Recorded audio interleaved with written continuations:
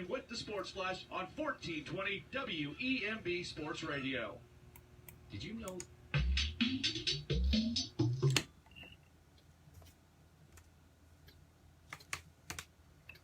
It's Tri-City Sports Now. I'm Marky Bilson, and in just a few, we'll be talking about the Southern Conference. Every Tuesday we talk Caleb Calhoun, all for top running backs in the Southern Conference. And, we're getting football season coming up. Interesting. Also, an FCS poll broke out as two Southern Conference teams. Who are they? We'll talk about that. So we've got all this be going to become the Jets GM, and how that would just be a total 180 from when he scorned the Jets, basically 22 years their quarterback of the future. I always wondered what that would have been like. We can speculate here. What if Manning had come out and played for the Jets? And we'll assume success. I gave you reasons why he probably would not have wanted to come to the Jets, and one of them was he was so beloved in Tennessee. You've never seen an athlete more beloved by his fan base than, look, I go out and I call the games Peyton Witts and Peyton Marie, who used to paint the Tennessee Rock. He was a universal either boy or girl name, or Marky. Marky can be used universally, boy or girl. And you should know will try to market this, if at all. It is baseball. It's not football or basketball. But we all know that ETSU historically, and I understand that, you're always going to, if you're trying to sell tickets or promote, stress the positive. I get this. But you want to be able to do this without insulting. If you're marketing, you're not marketing the Orioles are going to win the World Series, come out and watch us play. There is a difference.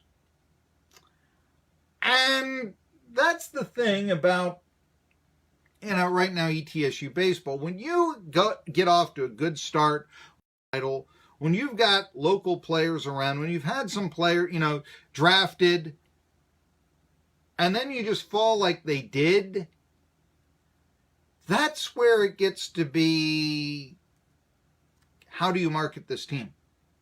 Surprising, young, up-and-coming baseball program. You should check.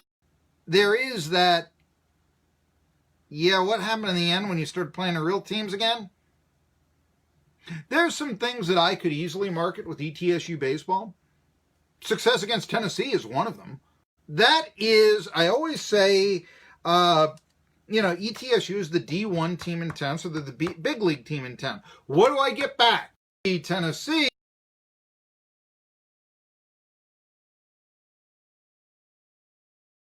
It can be counterculture. You can be as good as possible. Gonzaga will never be the University of Washington. It seems like they do okay with their athletic department. And I sometimes wonder, why couldn't that happen here? Let's have more of an identity team, and who knows how far it'll grow. Appalachian State will never let that surpass or held them down. Now have they? So this is one of the things, and this is why I say ETSU seems to want to be subservient to Tennessee so many times instead of creating their own identity. But what would their identity be right now? If they try to say, look, how'd you do against Virginia Tech?